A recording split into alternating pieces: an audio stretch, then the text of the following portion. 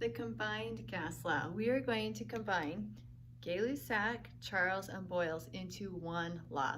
It's called the combined gas law. I've also seen it written as the general law. Here are some facts about it. Again, and I will repeat this all throughout this unit, temperature has to be in Kelvin. In fact, let's put a star and a smiley face by it so that you remember Kelvin always has to be, or temperature always has to be in Kelvin. Common mistake that students make is they leave it in Celsius. All right, pressure and volume, they can be in any unit. It's just the units have to be the same between the 1 and the 2, the initial and final conditions. So check this out. My P1 and P2, I have ATM, millimeters of mercury. That won't work. I have to choose one. It doesn't matter which one I choose, but they both have to be the same. So I could change this, convert this to millimeters of mercury, or I could convert that to ATM. They just have to be the same unit. Now with this, we can't predict. Notice in this problem how I've set it up. The second volume, the final volume, is our unknown.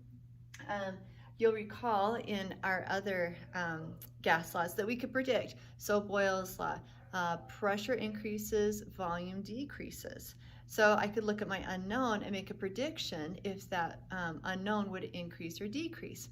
Well, we have 2 different degrees of freedom here, so we can't predict. There are too many pieces moving for us to predict. The interactions don't allow us to predict, so no predictions on this.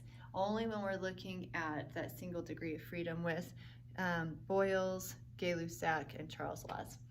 Now again, be careful on solving for temperature. If your unknown is temperature, make sure you've got to bring that T up to the numerator, or this T up to the numerator, and solve for it. Sometimes students will forget that. They'll solve for T in the denominator, and the answer they get is the reciprocal of the correct answer. So just be careful when you're solving for temperature.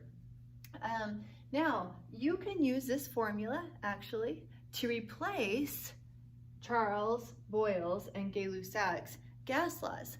Here's the reason why. You'll recall in these 3 that they all have one variable constant. So let's look at this. Let's pretend the temperature is constant. So if I were to cover up temperature, it's constant because that would cancel out. Let's say temperature, so if it's constant, let's say this would be 1 and that's 1. Well, you're just dividing by the same number. It would cancel out in essence. Or if I multiply this over here and it was the same number, T2 divided by T1 would just cancel out. So if we had a constant temperature, what formula is that? It's Boyle's. P1 V1 equals P2 V2. Now let's say that pressure is constant, okay? So let's say I have 1 ATM. 1 ATM that I begin with, 1 ATM that I end with, right? That's constant, it's not going to change. Well, if you have a 1 and 1 here, it's not going to change that. If you have a 2 and 2, it's not going to change it because 2 divided by 2, that just cancels out. It'd be the same ratio. So if we cover up the pressure right here, check it out. V1 over T1 divided by V2 over T2, Charles' law. So if you don't want to have these 3 laws memorized, just use the combined gas law, and whatever's constant, cross out that variable. Temperature's constant, cross it out. Volume's constant, cross it out, and it will automatically give you the formula that you need. And with those, you can do predictions for the unknown. Okay, so I looked up a problem, wrote this down. Here are our initial conditions: pressure 150 atm, 22 liters of helium, and the initial temperature is 31 degrees C. So we are, going to change the pressure to 755 millimeters of mercury. Oh, right away, I notice different units. We've got to get those the same. I'm wondering what the final volume is, and the temperature is going to decrease to 22 degrees C. Now I'm hoping that there's something just glaring that you noticed. What do you think the first thing is that we've got to change? You either said one of 2 things. It's either temperature, that's the one I'm hoping you saw, or you said the pressure. We've got to change both of those. So let's go from Celsius to Kelvin. We'll do Kelvin equals 273.15 plus 31, and that is going to give us Kelvin is 304.15 Kelvin. And then right here, Kelvin is going to equal 273.15 plus our 22 degrees C. So Kelvin is going to equal 295.15 Kelvin. Okay, there are the temperatures that we need to use. Let's also convert our pressures. I'm going to convert to ATM just because I like ATM. So yeah, God, is that correct? That cannot be the correct ATM. I think I wrote that down wrong. No, it is. Wow, 150 ATM. All right, we'll roll with it. That's what the book says. Seems crazy high though. Okay, let's go ahead and convert this. I'm sure it's a mistake, you guys, but we'll just roll with it. Okay, here we go. We have got 755 millimeters of mercury. You could look this up. Maybe you haven't memorized. There are 760 millimeters of mercury in 1 ATM. So millimeters of mercury will cancel, and we are going to end up with 0.993 ATM. Okay, so we got all the units that we need. Notice how I'm following this. I labeled everything, always do that, and then looked at it based on the variables that I had. I identified the formula. I went, wow, tons of information here, and that's always true when you use the combined gas law. We have initial conditions for pressure, volume, temperature, and then the final for pressure, volume, temperature. So label everything. I see that we have to use the combined gas law.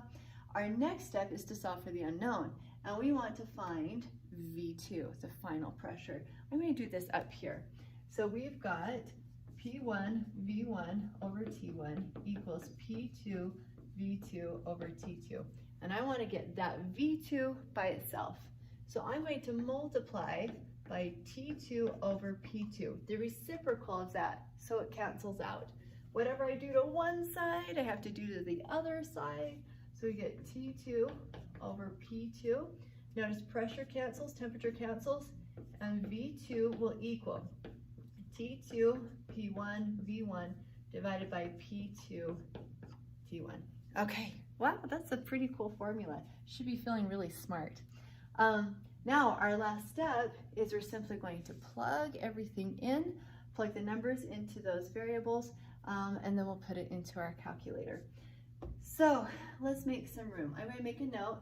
This is 0.993 ATM, and I'm going to change my temperatures up here to the 304.15 Kelvin and the 295.15 Kelvin.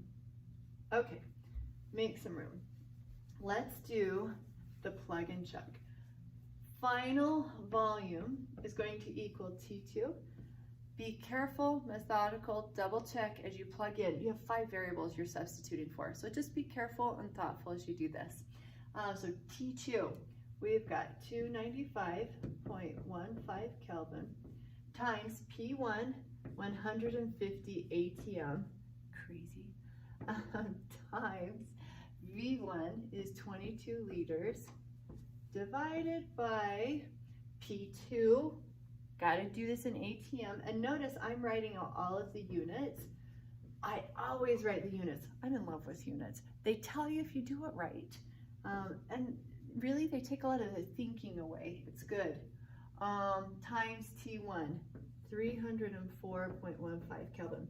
Okay, let's look at the units. Notice Kelvin cancels, ATM cancels, and what are we left with? Liters, and that's what we wanted. Looks like we only have 2 sig figs on this. So V2 is going to equal 3,200 liters. I didn't put a decimal at the end to show 2 sig figs. Remember, if I put a decimal, that would be 4 sig figs. Okay, nice. So 3,200 liters.